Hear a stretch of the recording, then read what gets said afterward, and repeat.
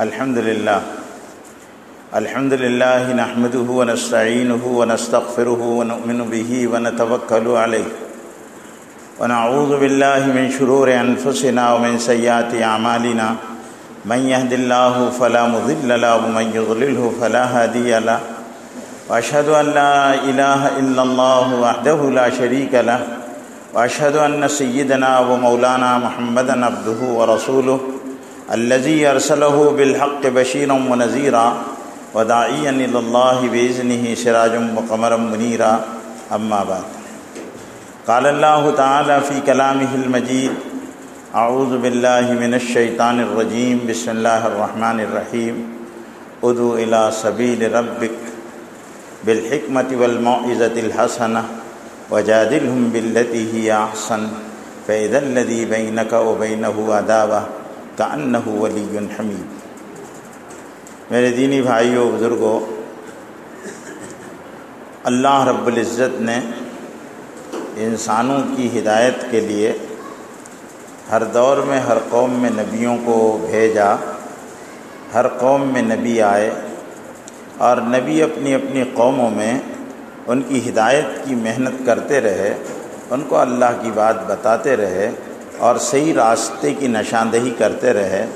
قوموں میں سے جن کو ماننا تھا انہوں نے مانا، اور جن کو نہیں ماننا تھا انہوں نے انکار اور تکبر کا راستہ اختیار کیا اور اعراض کیا، جس کے نتیجے میں بعضی قوموں پر اللہ کا عذاب آیا، پکڑ آئی، اور بعضی قوموں کو مہلت دی گئی اور موقع دیے گئے کہ وہ شاید صحیح ہو جائیں، اور ان کو دوسرے قسم کی نشانیاں دکھا کر اللہ کی طرف متوجہ کرنے کی کوششیں کی گئی۔ جب یہ نبوت کا سلسلہ چلتا رہا تو بے شمار قوموں میں نبی آئے، اور وہ اپنے اپنے قوموں میں، اپنے اپنے دور میں، اپنے اپنے علاقوں کے اعتبار سے اپنے اپنے زمانے کے بگاڑ کے مقابلے پر محنت کرتے رہے۔ سب سے اخیر میں حضرت محمد صلی اللہ علیہ وسلم کو اللہ نے نبی آخر الزماں خاتم النبیین بنا کر بھیجا۔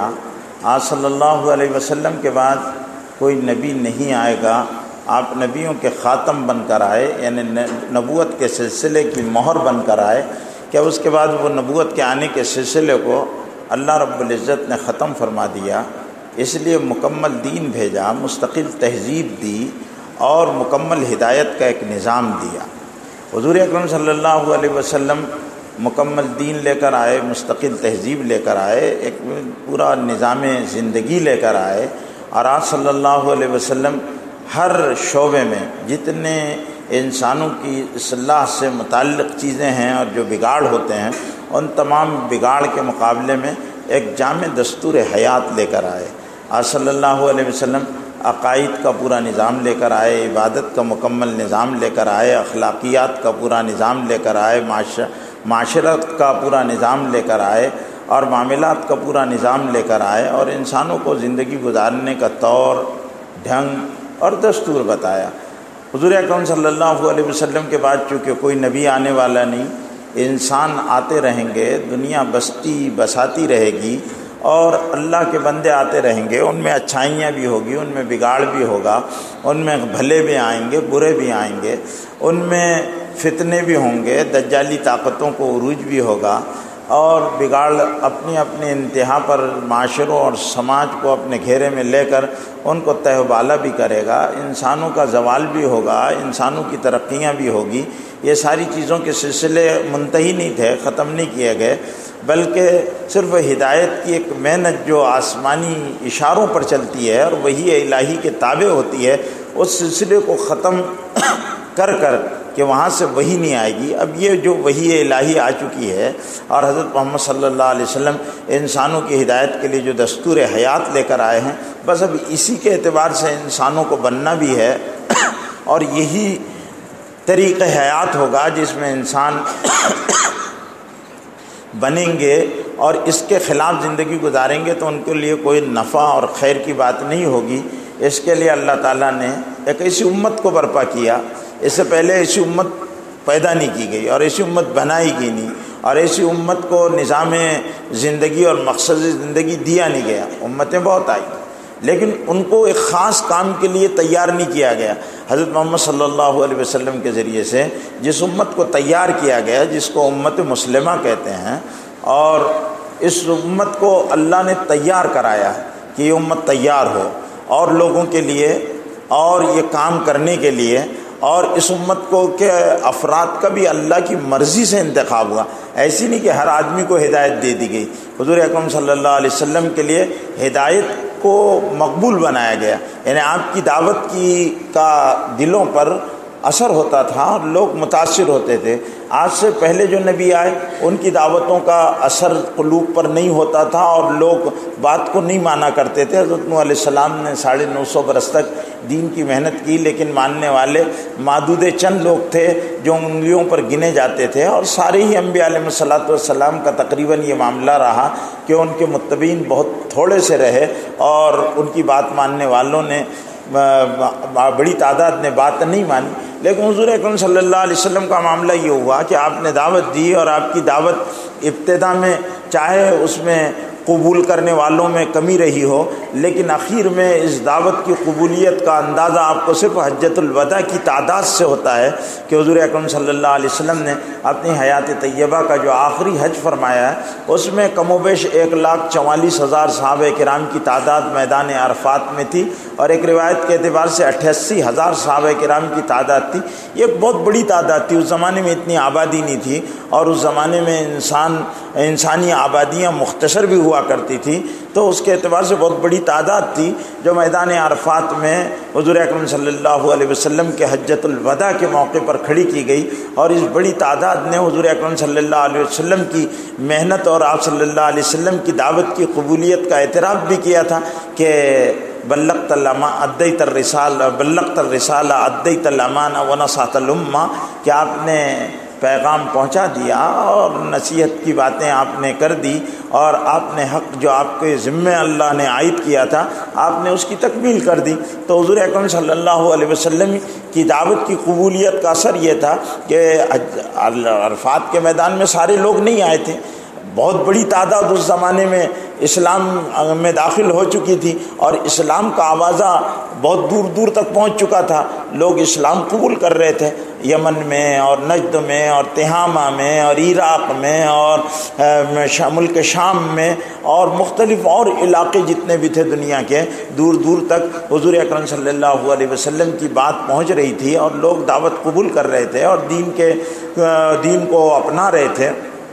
اب چونکہ حضور اکرم صلی اللہ علیہ وسلم کے ذمے صرف لوگوں کو کلمہ پڑھا دینا ہی نہیں تھا کہ لوگ کلمہ پڑھ لیں، بلکہ کلمے والی زندگی ان کی آنا چاہیے، اور زندگیوں میں ایک دم چینجز آنا چاہیے، وہ پوری زندگی بدل جائے جس ڈھرے پر اور جس انداز سے وہ زندگی گزار رہے ہیں۔ تو وہ ایک تو زندگیوں کی تبدیلی تھی جس کو تربیت کہتے ہیں۔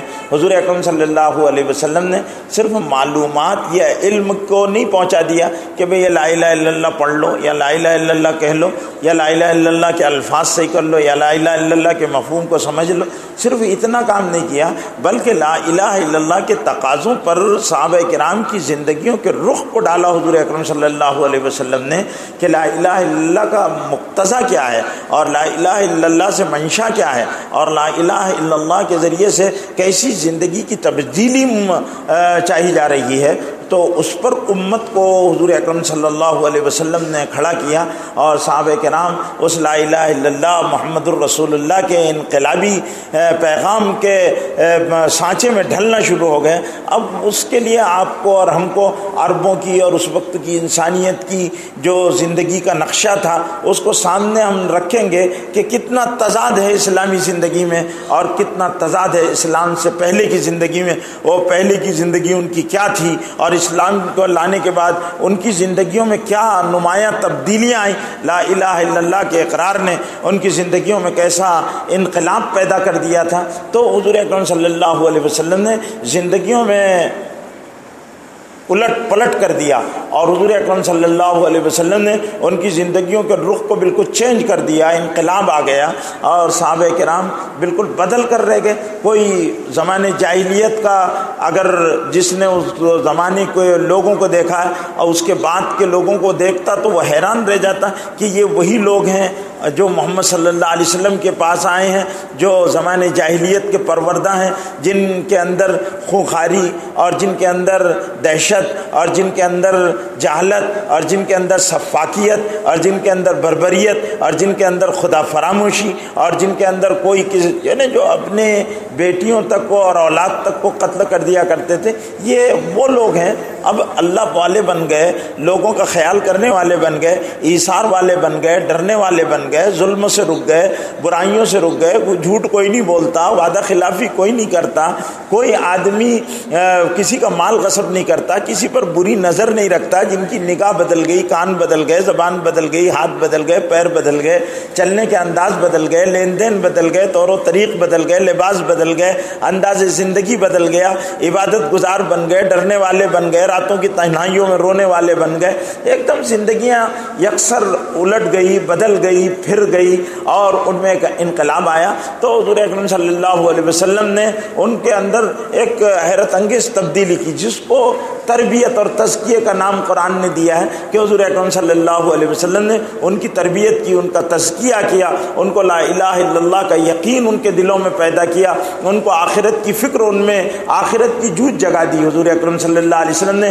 اور ان کی زندگی کے دھارے کو بدل دیا کہ نہیں، جس رخ پر تمہاری زندگی گزر رہی تھی، یہ زندگی اس رخ پر گزرنے سے کوئی فائدہ نہیں ہوگا، رخ اس لائن پر آئے گا، آخرت والی فکر، مرنے کے بعد کیا ہوگا، اللہ کے پاس جانا ہے، یہ زندگی امانت ہے، اس کا ایک ایک لمحے کا حساب اللہ کو دینا ہے، مال کی ایک ایک کوڑی کا اور ایک ایک پائی کا حساب اللہ کو دینا ہے۔ اب ہر آدمی متفکر تھا، ہر آدمی فکر مند تھا، تو حضور اکرم صلی اللہ علیہ وسلم نے ایسا سماج اور ایسا معاشرہ تیار کیا جو خود فراموش ہو گیا اور خود فراموش ہوا، اور خدا کو اس نے جانا، اور اس سے پہلے خدا فراموش تھا اور خود شناس تھا۔ حضور اکرم صلی اللہ علیہ وسلم نے خود شناس بھی بنایا اور خدا شناس بھی بنایا، اس نے اپنے آپ کو بھی پہچانا، اپنے رب کو بھی پہچانا۔ اس لیے ایک عربی کا محاورہ ہے کہ من عرف نفسہ عرف ربہ، جس نے اپنے آپ کو پہچانا اس نے اپنے رب کو پہچانا۔ تو اس طرح انہوں نے اپنے آپ کو بھی پہچانا، اپنے رب کو بھی پہچانا، اور پھر ایسی زندگی گزاری کہ ویسی انسانی جب سے یہ دنیا بسی ہے اور قیامت تک ایسی جماعت نہ پیدا ہوئی نہ ایسی جماعت پیدا ہوگی، نہ ایسی جماعت پیدا ہوئی نہ ایسی جماعت پیدا ہوگی، نہ ایسا معاشرہ بنا نہ ایسا معاشرہ بنے گا، اور نہ ایسا ایمان پیدا ہوا نہ ایسا ایمان پیدا ہوگا، نہ ایسے اعمال پیدا ہوئے نہ ایسے اعمال پیدا ہوں گے، نہ ایسا اخلاص نہ ایسا ایثار نہ ایسا اخلاق، کوئی چیز اس جیسی نہ پیدا ہوگی نہ پیدا ہوئی۔ وہ عجیب و غریب انداز میں حضور اکرم صلی اللہ علیہ وسلم نے ان کو تیار کیا۔ کیوں تیار کیا گیا؟ ان کو اس لیے تیار کیا گیا تھا کہ اصل میں یہ امت اور امتوں سے ممتاز تھی۔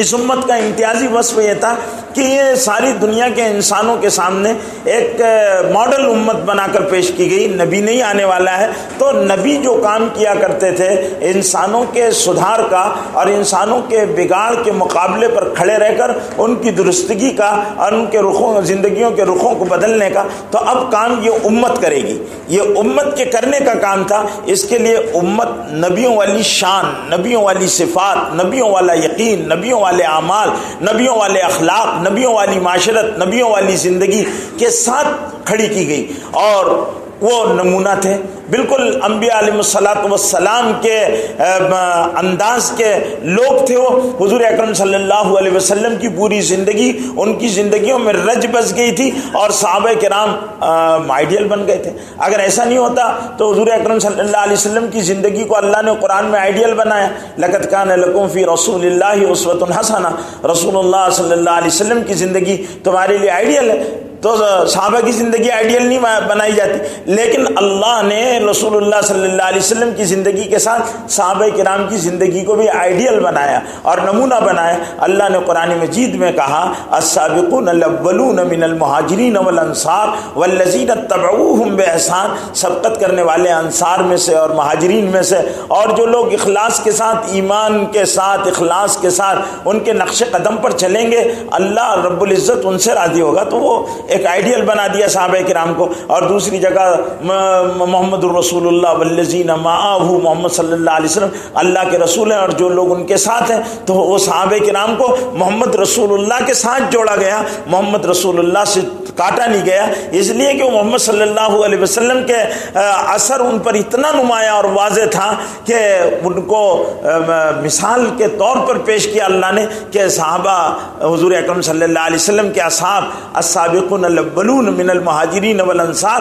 یہ ایسے لوگ ہیں کہ ان کی زندگی کا تتبع اور ان کی پیروی جو ہے وہ کامیابی کی اس میں گارنٹی ہے، اور وہ اس پر تم کو بشارت ہے کہ تم ان کے نقش قدم پر چلو تو تم کامیاب ہو جاؤ گے۔ تو حضور اکرم صلی اللہ علیہ وسلم کے صحابہ کو اس لیے بنایا گیا۔ اب حضور صلی اللہ علیہ وسلم نے ان کو بنانے پر محنت کی، کیونکہ فرد کو بنانا اور معاشرے کو بنانا اور انسانوں کو بنانا یہ ایک بہت دقیق کام ہے، بہت مشکل اور پیچیدہ کام ہے۔ اس لیے حضور اکرم صلی اللہ علیہ وسلم کو بھی اور آج سے پہلے جو انبیاء سابقین ہیں، اللہ رب العزت نے ان کو تربیت ٹریننگ میں ڈالا، اور نبوت سے پہلے وہ ٹریننگ کے اور تربیت کے مرحلوں سے گزرے۔ ان سے بکریاں چروائی گی، کیونکہ بکریاں جسمانی اعتبار سے نازک ہوتی ہے اور مزاج کے اعتبار سے عجیب ہوتی ہے۔ ایک بکری کو اگر آپ سنبھالیں گے تو دوسری بکری نکل کر جائے گی، آپ بڑی لٹ سے ماریں گے تو بکری دم توڑ دے گی، تو آپ ان کے ساتھ کیسا تحمل کی ضرورت ہے۔ تو حضور اکرم صلی اللہ علیہ وسلم نے بنو سعد ابن بکر میں بکریاں چروائی ہے، اللہ نے ان کے لیے وہ اسباب پیدا کیے کہ بکریاں چرائیں تاکہ آپ کے اندر تحمل پیدا ہو، اور اس تحمل کی وجہ سے آپ انسان مختلف مزاج کے رہیں گے، کسی کی ذہنیت بیل کے جیسی رہے گی، کسی کی گدھے کے جیسی رہے گی، کسی کی بکرے کی جیسی رہے گی، کوئی کتے کی ذہنیت کا رہے گا، کوئی کس ذہنیت کا رہے گا۔ انسانوں کے اندر وہ برائیوں کی وجہ سے وہ ذہنیتیں پیدا ہو جاتی ہے کہ جس کی وجہ سے وہ بالکل جانور پنے پر آ جاتا ہے۔ کہتے ہیں نا بڑا جانور ہے، بڑا ڈھور ہے، تو وہ اس لیے محاورہ کہ وہ انسان ان جانوروں کی خصوصیات کو اپنے اندر اچھائیاں اگر نہیں ہوگی تو ان برائیوں کی وجہ سے وہ جانور پن اس کے اندر آ جائے گا۔ تو اب جانور پنے کی ذہنیت کو دور کر کر انسان پنے کی ذہنیت کو لانے کے لیے تحمل کی ضرورت ہوگی۔ تو حضور اکرم صلی اللہ علیہ وسلم سے، حضرت موسیٰ سے، حضرت ابراہیم سے اور بہت سارے انبیاء علیہ السلام ہیں جن سے اللہ نے بکریاں چروانے کا کام لیا، جن کو نبوتیں بڑی دی، ان کو کام تربیت دی، ان کے حالات ایسے بنائے، ناموافق حالات بنائے، نامساعد حالات پیدا بنائے تاکہ ان میں صبر ہو، ان میں تحمل ہو، ان میں قربانی کا جذبہ ہو، ان میں ان کا جد و جہد والا مزاج ہو، اور وہ مجاہدے کو برداشت کر سکیں، اور ان کے اندر اتنی قوت برداشت ہو کہ ان کو اگر کوئی برا بھی کہے تو وہ برا کہنے والے کو معافی نہیں کرتے۔ بھڑکنا تو بہت دوری بات ہے، بھڑکے نہیں، غصہ نہ ہو، بلکہ یہ کہ اس کو درگزر کریں، بلکہ اس پر احسان کریں۔ یہ چیزیں ان کے اندر پیدا کی گئی، اور پھر اس کے ذریعے سے امت کو تیار کیا۔ حضور اکرم صلی اللہ علیہ وسلم نے ایک صحابی کی تیاری پر، جیسے دنیا میں کوئی چیز بنتی ہے اس کی تیاری پر مال خرچ ہوتا ہے، تو حضور اکرم صلی اللہ علیہ وسلم کی تمام انرجی جو ہے وہ صحابہ کرام کی تیاری پر صرف کی گئی، اور صحابہ کرام کو تیار کر کے جب میدان میں اتارا گیا تو وہ ہر ایک اپنی زندگی کی قیمت کو سمجھتا تھا۔ میں کیا ہوں آج، ہم کیا ہیں ہم کو نہیں معلوم ہے، ہماری زندگی کا رخ کیا ہے ہم کو نہیں معلوم ہے، ہماری زندگی کے مقاصد کیا ہے ہم کو نہیں معلوم ہے، ہم کیوں مسلمان ہیں ہم کو نہیں معلوم ہے، ہم کو قرآن کیوں دیا گیا ہم کو نہیں معلوم ہے، ہم محمد صلی اللہ علیہ وسلم کے امتی ہیں کیوں ہیں ہم کو نہیں معلوم ہے، ہم کو قرآن میں خیر امت کا خطاب دیا گیا ہم کو نہیں معلوم ہے۔ ہم میں اور دنیا کی اور قوموں میں کوئی فرق نہیں ہے۔ عبادت اگر ہم کرتے ہیں تو دنیا میں اور قومیں بھی عبادت کرتی، ہم میں صرف فرق یہ ہے کہ ہم ایک خدا کی عبادت کرتے، وہ مختلف خداؤں کی عبادت کرتے۔ اور ہم اگر دان پن کرتے ہیں، زکوٰۃ دیتے ہیں، صدقہ دیتے ہیں، تو ہم سے زیادہ دوسرے لوگ ہیں۔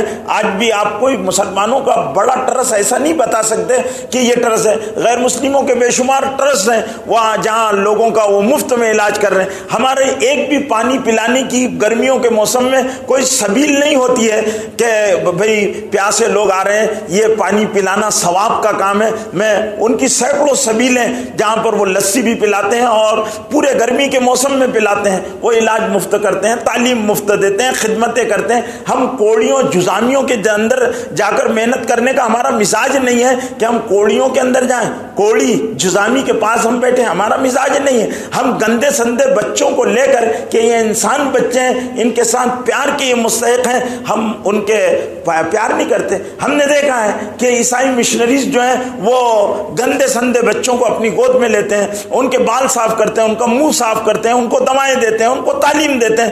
دنیا میں لوگ کام کر رہے ہیں, تو ہم میں اور ان میں, بلکہ ہم سے وہ ہمارے اخلاق اور ہمارا جو مقصد زندگی تھا اس کو انہوں نے لے کر انہوں نے بڑے کام کیا. آج وہ انسانیت کے مسیحا سمجھے جاتے ہیں. مدر ٹریسا کو لوگ انسانیت کا مسیحا سمجھتے ہیں. کیوں سمجھتے ہیں؟ ایک عورت ذات ہے, اس کو نوبل انعام ملتا ہے, اس کی خدمات کا دنیا کی سب سے بڑی جو انعامات دینے والی تنظیم ہے وہ اس کی قدر کرتی ہے.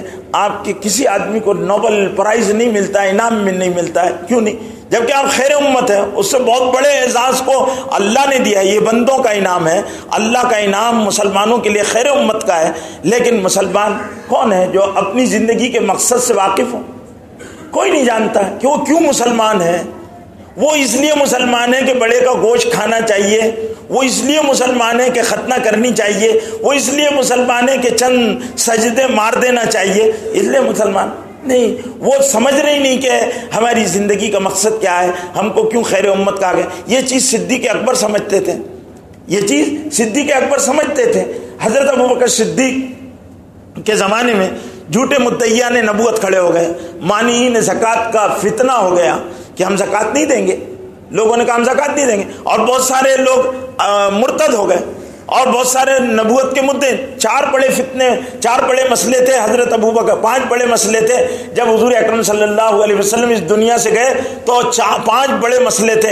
ایک تو یہ کہ حضور اکرم صلی اللہ علیہ وسلم کا جانشین کون ہو, دوسرا اور آپ صلی اللہ علیہ وسلم کی نماز جنازہ اور آپ صلی اللہ علیہ وسلم کی تدفین. اس کے بعد یہ کہ اس مسئلے کے ساتھ مرتدین, جنہوں نے مرتد ہونا شروع ہو گئے تھے, قبائل یعنی اسلام سے پھرنا شروع ہو گئے تھے, دور دراز کے علاقے جن کو نبوت کا فیض حاصل نہیں ہوا تھا, ان کا مسئلہ تھا. ایک زکوٰۃ دینے سے انکار کر دیا تھا لوگوں نے. ایک مسئلہ یہ تھا کہ جھوٹے مدعیان نبوت کھڑے ہو گئے تھے, اور کئی 12 لوگوں نے نبوت کا دعویٰ کر دیا تھا کہ ہم نبی ہیں. اور 5واں مسئلہ یہ تھا کہ حضرت اسامہ ابن زید کا لشکر روانہ کرنا تھا. حضور اکرم صلی اللہ علیہ وسلم کے مرض الوفات میں ایک رومیوں کے مقابلے پر وہ لشکر جانا تھا, لیکن وہ لشکر عین نزا کی حالت تھی حضور صلی اللہ علیہ وسلم کی, اور وہ لشکر جا نہیں سکا تھا. یہ سارے مسائل تھے, اور یہ ملکی اعتبار سے انتہائی نازک اور حساس مسائل تھے.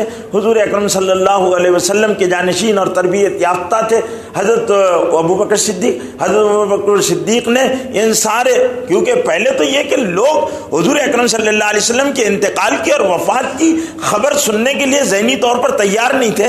حضرت عمر بھی تو حضور صلی اللہ علیہ وسلم کے تربیت یافتہ تھے, تلوار لے کر کھڑے ہو گئے اور یہ کہنے لگے کہ جو کہے گا کہ محمد صلی اللہ علیہ وسلم کا انتقال ہو گیا اس کی گردن قلم کر دوں گا, ننگی تلوار. سارے لوگ سہم گئے, مسجد نبوی میں ٹہر رہے تلوار لے کر. کہے گا جو کہے گا کہ محمد صلی اللہ علیہ وسلم کا انتقال ہو, نہیں, اللہ کے رسول کو اللہ نے آسمان پر بلایا, ابھی آئیں گے. کسی نے, اب حضرت عمر کے تیور سب نے دیکھے کہ بگڑے ہوئے ہیں اور حضرت عمر مزاج کے سخت ہیں, تو سارے خاموش ہو گئے, سہم کر بیٹھ گئے, اور سارے لوگ سسکیاں لے رہے, کیونکہ انکار تو کیا نہیں جا سکتا تھا, اللہ کے رسول کا انتقال ہو چکا تھا, اور بڑی مصیبت مسلمانوں پر گزر چکی تھی.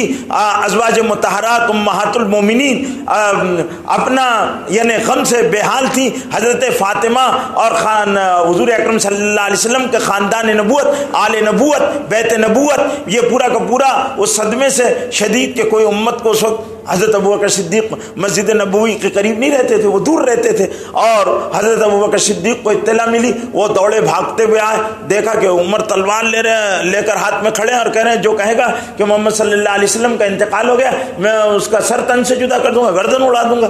تو حضرت عمر رضی اللہ تعالیٰ عنہ کی پیٹھ کو تھپتھپایا اور کہا عمر بیٹھ جاؤ, عمر بیٹھ جاؤ.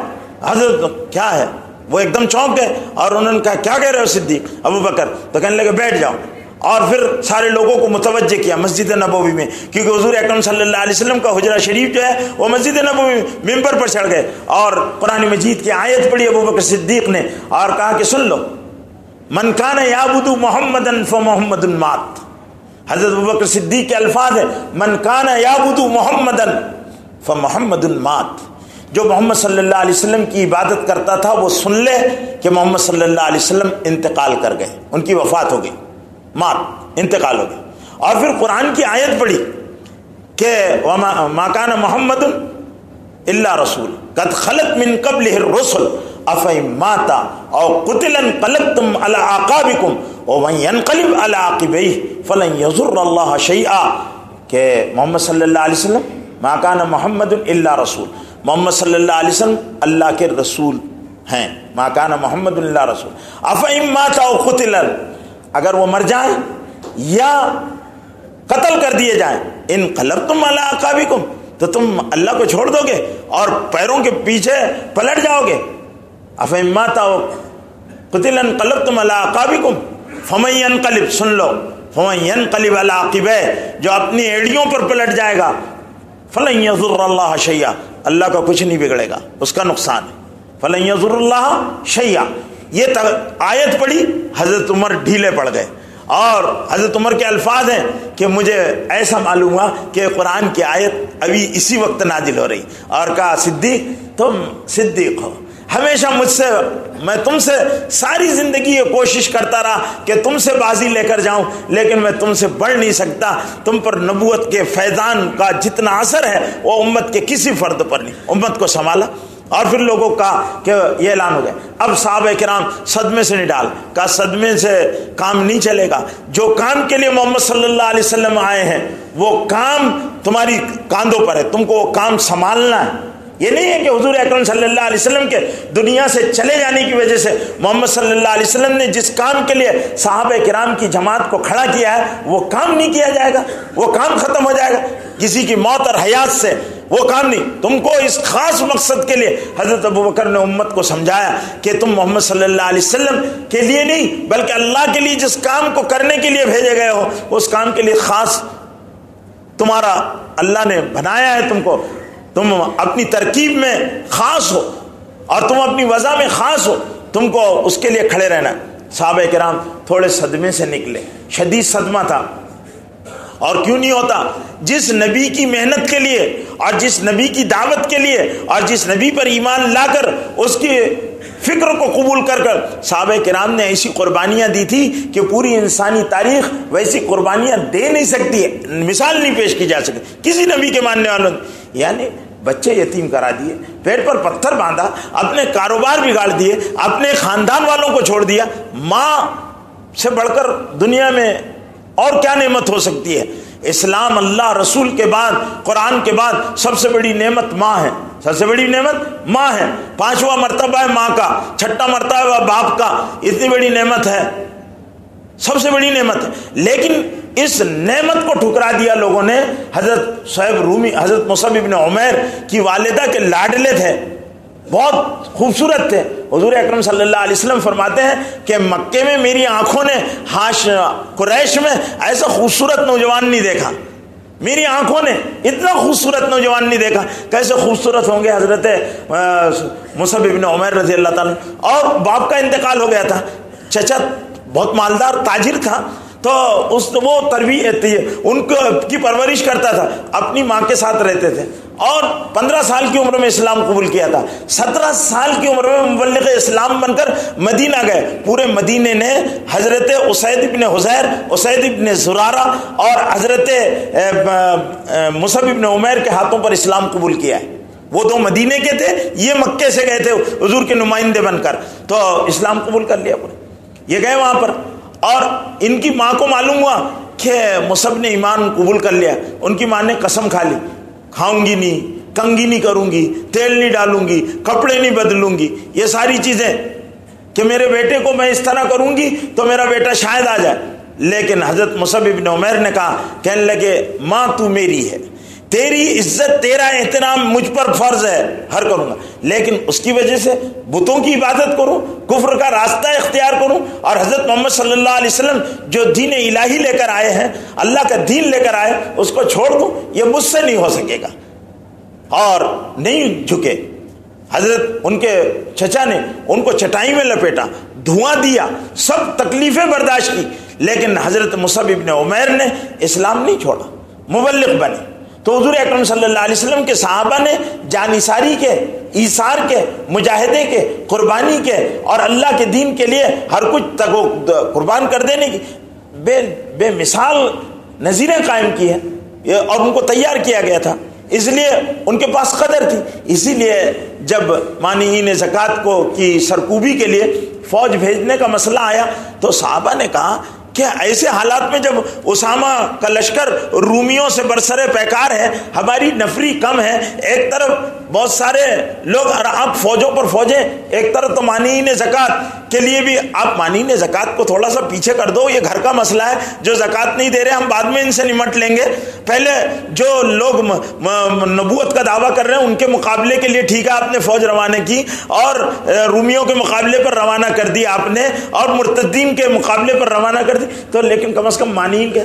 تو حضرت ابوبکر صدیق نے کیا عظیمت کی، کیا عجیب بات کہی تھی. وہ اپنی حیثیت کو جانتے تھے. میں یہ میرے بھائیوں کے آج نہ میں اپنی حیثیت کو جانتا ہوں نہ آپ اپنی حیثیت کو جانتے. ابوبکر صدیق اپنی حیثیت کو جانتے تھے، اس لیے انہوں نے وہ جملہ کہا تھا اور وہ جملہ آپ بھی سنیں اور اس کو محفوظ رکھیں اور سمجھنے کی کوشش کریں. اللہ مجھے بھی سمجھا دے، آپ کو بھی سمجھا دے. حضرت ابوبکر صدیق نے کہا اَيُنْقَصُ الدِّينُ وَأَنَا حَيٌّ، کیا اللہ کا دین نکل جائے گا، توڑ دیا جائے گا، میں زندہ ہوں؟ سارے صحابہ ہیں، جلیل القدر صحابہ ہیں، سارے کے سارے صحابہ مشورہ دے رہے کہ زکوٰۃ ابھی جو نہیں دے رہے ہیں ان سے مت، ان کا محاذ مت کھولو، ان کو چھوڑ دو، ابھی ان کو حاشیے پر ڈال دو، بعد میں نمٹا لیں گے. تو ابوبکر صدیق نے کہا نہیں، اللہ کا ایک حکم ٹوٹے گا، زکوٰۃ جیسا فریضہ اس سے لوگ انکار کریں گے، اور انا حی، میں زندہ ہوں. اَيُنْقَصُ الدِّينُ. اسی لیے مفکر اسلام حضرت مولانا سید ابو الحسن علی ندوی رحمۃ اللہ علیہ نے ایک جملہ کہا حضرت ابوبکر صدیق کے بارے میں، ردتم ولا ابا بکر اللہ. آج ارتداد، دین بیزاری، الحاد، مذہب سے دوری، اللہ کے احکام کو چھوڑا جا رہا دھڑلے سے. ردتم ولا ابا بکر اللہ، ارتداد کی آگ ہے، کوئی ابو بکر نہیں جو یہ کہہ سکے اَيُنْقَصُ الدِّينُ وَأَنَا حَيٌّ، کیا اللہ کا دین ٹوٹے گا، میں زندہ ہوں، میرے ہوتے ہوئے لوگ نمازیں چھوڑیں گے، میرے ہوتے ہوئے لوگ بے پردگی کریں گے، میرے ہوتے ہوئے سودی کاروبار چلیں گے، میرے ہوتے ہوئے فحاشی کے اڈے چلیں گے، میرے ہوتے ہوئے یہ برائیاں چلے گی. انا ہے، میں زندہ ہوں.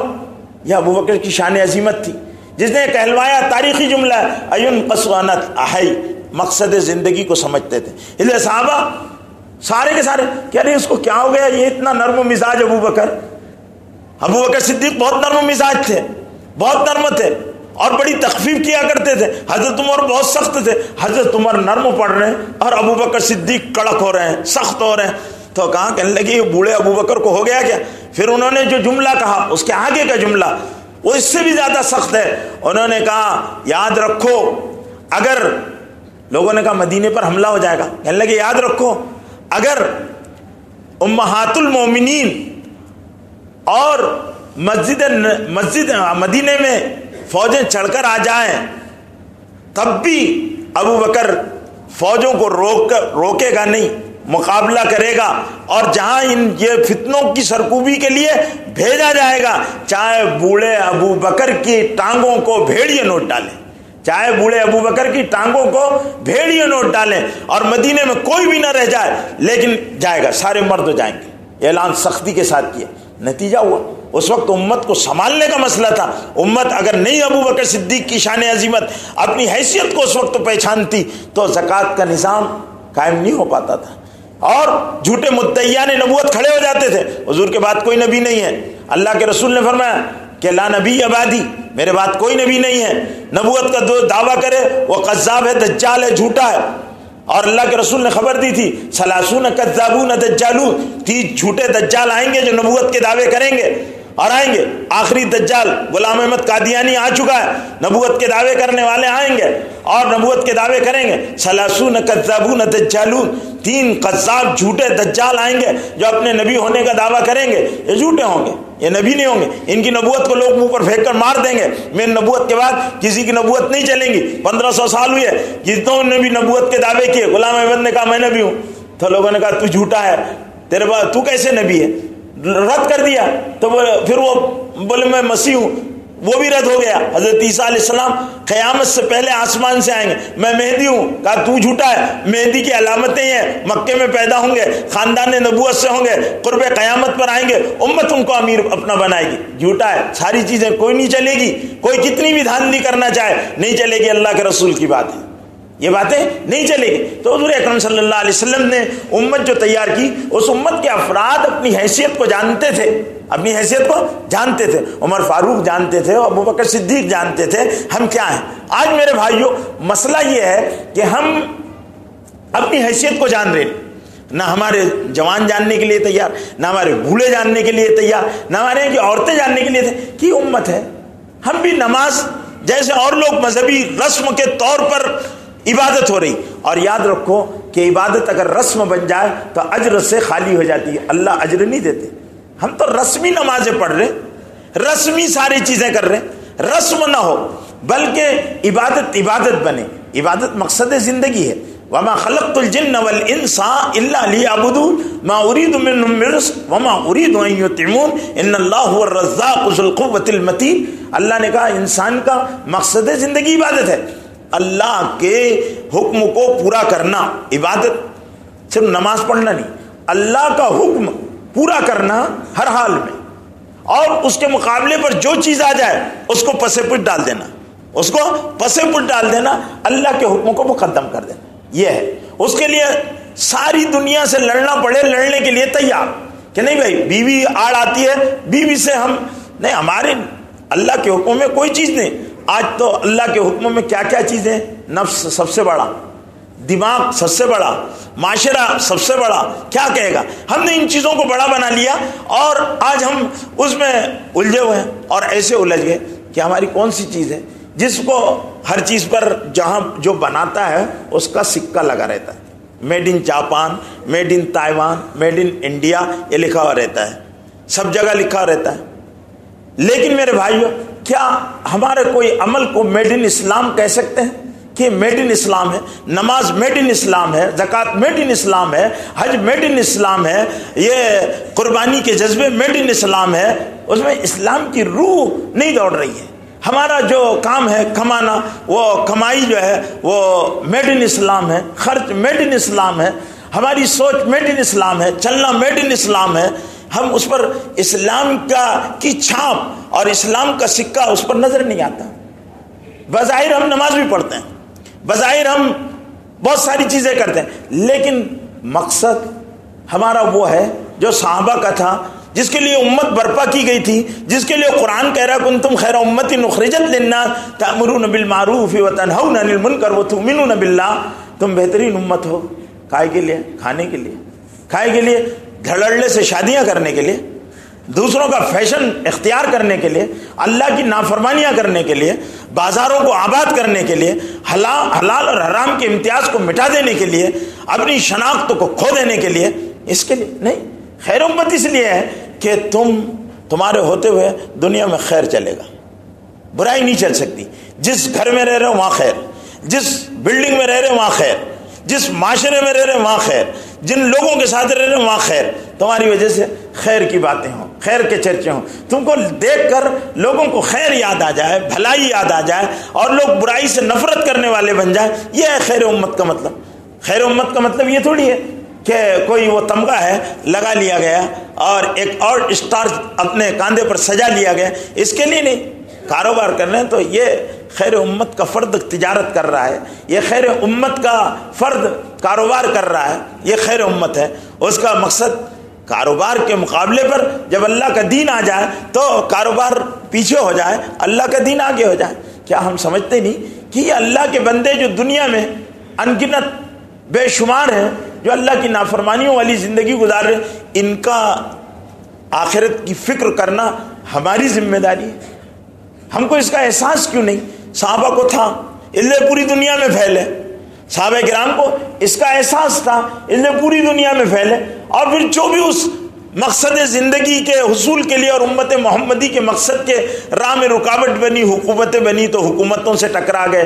کیسر و کسرا اور روم و فارس کی حکومتیں جو ہے وہ آئی, تو کہا نہیں اللہ کی مانو, ہم اللہ کی بات دنیا میں اللہ کے سارے بندے ہیں، اللہ نے پیدا کیا، اللہ کی زمین پر رہتے ہو، اللہ کی نعمتوں کو استعمال کرتے ہو، پھر اللہ والے کیوں نہیں بنتے؟ یہ بات سمجھانا ہے، تم مان لو، سمجھ جاؤ۔ تو یہ دعوت حضور اکرم صلی اللہ علیہ وسلم کی امت کا مشن تھا۔ لیکن آج کیا ہوا؟ زمانہ بڑے شوق سے سن رہا تھا، ہم ہی سو گئے داستاں کہتے کہتے۔ آج ہمارا یہ ہے کہ ہم کو کوئی پرواہ نہیں کہ ہم کائے کے لیے آئے، کوئی اپنے مقصد زندگی کو سمجھنے کے لیے تیار نہیں کہ وہ دنیا میں کس کام کے لیے آئے۔ مسلمان ہے، بس مسلمان ہے، اور ہم غیر ضروری مقاصد میں ہم الجھے ہوئے ہیں جو ہمارے کام نہیں تھے، ان کاموں میں۔ صحابہ کرام کے محلات نہیں بنے، بلڈنگیں نہیں بنی، بہت عمدہ لباس نہیں، پیٹ پر پتھر بندھے، فاقے ہوئے، سب کچھ ہوا، لیکن مقصد زندگی میں ایسے کامیاب ہوئے کہ ان کو اللہ رب العزت نے سند دی۔ اور اللہ کی سند سے بڑی سند کس کی ہوگی؟ اللہ سند دے رہے کہ نہیں، یہ کامیاب لوگ ہیں، انہوں نے اپنے مقصد زندگی پر زندگیاں گزار دی، یہ کامیاب ہو گئے۔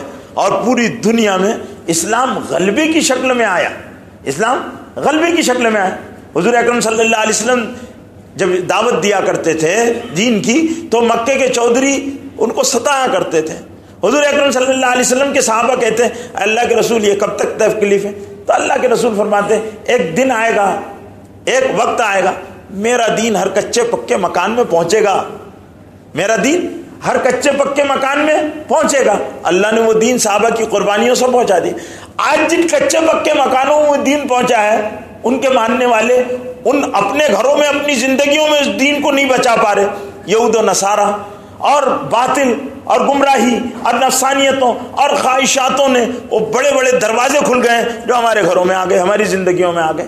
آج ہماری گھروں سے کیا نعمت جا رہی ہے، اس کی بجائے کیسی گندگی اور غلاظت آ رہی ہے، ہم اس پر غور کرنے کے لیے تیار نہیں۔ رسول اللہ کی سنتیں چلے جانا گھروں سے، رسول اللہ کے حکم چلے جانا زندگیوں سے، گھروں سے، بیویوں سے، بچوں سے، بڑوں سے، یہ کوئی کم عذاب ہے؟ بہت بڑا عذاب ہے، بڑی محرومی کی بات ہے کہ اللہ کے رسول صورت نہیں دیکھیں گے کل قیامت کے دن، سوکن پرے ہٹو، منہ کالا کرو، یہاں آنا نہیں، فرشتے دھتکار دیں گے، بھگا دیں گے۔ اتنی بڑی محرومی ہے، تو ہم اس پر غور کریں کہ ہماری زندگیوں کو اللہ رب العزت نے کس مقصد کے لیے بنایا۔ کم سے کم ہم اپنے گھروں میں، اپنی زندگیوں میں اس دین کے تحفظ اور بقا کی تو کوشش کر لیں کہ نہیں میری زندگی میں یہ چیز نہیں آئے گی، جو سنت ہے وہ چیز رسول اللہ کے طریقے میں جان کر عمل کروں گا، پوچھ کر عمل کروں گا، اس کے خلاف میرے گھر میں کم از کم آدمی اپنی بیوی کو تو کنونس کر سکتا ہے، اس کا تو مزاج بنا سکتا ہے، اس کا مزاج۔ ایک صاحب مجھے کہنے لگے، شادی ہوئی میری، نوجوان ہے، انہوں نے مجھ سے ابھی کچھ دن پہلے اپنے آپ بتایا، کہنے لگے میں نے میری بیوی سے کہا کہ ایک طرف تمہاری خواہشات ہے اور ایک طرف میں ہوں، تم کو دو میں سے کوئی ایک کو چوز کرنا ہے، یا تو میں یا تمہاری خواہشات۔ تو آدمی اپنے ڈھرے پر ڈالنے کے لیے بیوی کو مجبور کر دیتا ہے کہ میری مرضی کے مطابق تیرے کو زندگی گزارنا ہے۔ تو کیا ہم اللہ کے دین کے لیے بیوی کا ذہن نہیں بنا سکتے کہ بھئی نہیں، پردے میں رہنا ہے، بازاروں میں نہیں جانا ہے، تم کو نماز پڑھنا ہے، قرآن پڑھنا ہے، بچوں کی تربیت کرنا ہے، ایک مثالی ماں بننا ہے، تمہارا کیریکٹر تمہارے بچوں کے لیے بہت امپورٹنٹ ہے، تم کو اپنے کیریکٹر کو ایک دم بہت ان کے سامنے ایک مثالی اور ایک آئیڈیل کے طور پر ان کے سامنے لانا ہے۔ تو یہ ہم اپنے بیوی کا ذہن، اپنے آپ کو بدلیں، اپنی زندگیوں کو۔ اور ایک مثال، پھر جب ہم اس نہج بنائیں گے کہ ہماری شخصیت میں حضور اکرم صلی اللہ علیہ وسلم کی محبت اور ان کے عمل اور اللہ کا حکم رج بچ جائے گا، تو ہم سے پھر اللہ وہ کام لیں گے۔ اللہ ایسے کام نہیں لیا کرتے، ہر کدو سے، ہر کلو سے اللہ کام لے لیں تو پھر اللہ ہے نا، ان کو بھی غیرت ہے بہت زیادہ۔ ہم غیرت دار اتنے ہیں کہ انگارہ جس جو مزاج نہیں بنتا، ہماری موافقت کے لوگ نہیں، تو اللہ تعالیٰ کام نہیں۔ اللہ تعالیٰ کیا کرتے ہیں؟ اب میں آپ کو ایک بہت آخری اور اہم بات بتانے جا رہا ہوں کہ اللہ تعالیٰ مسلمانوں، میرے بھائیوں، میرے دینی بزرگوں، اگر ہم اللہ رسول کا کام نہیں کرتے تو اللہ تعالیٰ ایسے کام پر لگاتے ہیں، ایسے کام پر لگاتے ہیں جس میں آخرت کا بھی سراسر خسارہ ہے اور دنیا کا بھی سراسر خسارہ ہے۔ اللہ کام پر کیا لگاتے ہیں؟ ایسی پریشانیاں ڈالتے ہیں کہ آدمی ان پریشانیوں میں سے نکل ہی نہیں سکتا۔ رزق کی پریشانی، مہنگائی کی مار، حکومتوں کا جبر، یہ ساری چیزوں کی الجھنوں میں اللہ تعالیٰ ڈال دیتے، امراض. پھر اس کے بعد یہ خاندانی تفریقے، دلوں سے محبت کو بیوی شوہر کی نہیں مانتی، بیوی شوہر کی ماننے کے لیے تیار نہیں، پلٹ کر جواب دیتی ہے. آدمی کیا کرے؟ اولاد ماننے کے لیے تیار. یہ اللہ کے عذاب ہیں. ہم ان کو عذاب نہیں سمجھتے. ہم کیا بولتے ہیں؟ کیا کریں بیٹا مانتا نہیں، کیا کریں بہو مانتی نہیں، کیا کریں فلانا. خاندانی نظام آپ کا ختم ہوتا جا رہا ہے، محبتیں ختم ہوتی جا رہی. اللہ کی ماننے سے دلوں میں محبت آتی ہے. صحابہ مختلف قبیلوں کے مل گئے تھے، کیسی محبت ہوئی تھی، کیا مثالی محبتیں تھیں، کیا معاشرہ تھا وہ. دوسری بات یہ، اللہ ایسے لوگوں سے جن سے اللہ کو شدید نفرت ہوتی ہے، اللہ کے کھلے عام اللہ کے قانون توڑنے والوں کی قدموں میں لے جا کر اللہ بٹھا دیتا ہے. اللہ کے قانون توڑنے والے، اللہ کیا، فلانے لیڈر کی چمچ گیری کرو، فلانی دلالی کرو، فلانے کا یہ کام کرو. ایسے فالتو کام جو آپ کی شایع نشان نہیں ہے، بالکل ہلکے اور بالکل گھٹیا اور بالکل گھناؤنے اور بالکل ذلیل قسم کے کاموں پر اللہ لگا دیتا. خوش ہے ہم یہ کام کر رہے ہیں. نہیں، تم اگر محمد صلی اللہ علیہ وسلم کی غلامی سے دستبردار ہوں گے تو اللہ ذلت کی وہ مارے گا، اور پھر تم اسی میں وہی کرتے کرتے مر جاؤ گے، کھپ جاؤ گے. کل قیامت کے دن اللہ پوچھے گا کیا کرا، میں فلانے ایم ایل اے صاحب کا چمچ تھا، میں فلانے ایم پی کا چمچ تھا، میں فلانے کمپنی کا کام کیا کرتا تھا. تو اللہ تعالیٰ کہیں گے جا انہی کے ساتھ، جا وہ ایم ایل اے کے ساتھ سو جا، وہ فلانے کے ساتھ سو جا، انہی کے ساتھ جیا، انہی کے ساتھ بھگت. اب عذاب بھگتنا ہے تجھے، تو نے میرا کام نہیں کیا، میرے نبی کا کام نہیں کیا، میرے قرآن کا کام نہیں کیا، میرے دین کا کام نہیں کیا. تو میرے بھائیو، بہت بڑی ذمہ داری کا کام ہے. اللہ تعالیٰ نے ہم کو بہت بڑے کام کے لیے دنیا میں بھیجا، چھوٹے کاموں کے لیے نہیں بھیجا. ہم خدمت خلق کے لیے، دعوت خلق کے لیے، اللہ کی طرف بلانے کے لیے، مثالی زندگی گزارنے کے لیے، مثالی بندہ بننے کے لیے، اللہ کو راضی کرنے کے لیے، نبی کے طریقوں پر زندگی گزارنے کے لیے ہم اس کے لیے آئے. اللہ تعالیٰ مجھے اور آپ کو اپنی زندگی کے مقصد کو سمجھنے کی توفیق نصیب فرمائے. وآخر دعوانا الحمدللہ.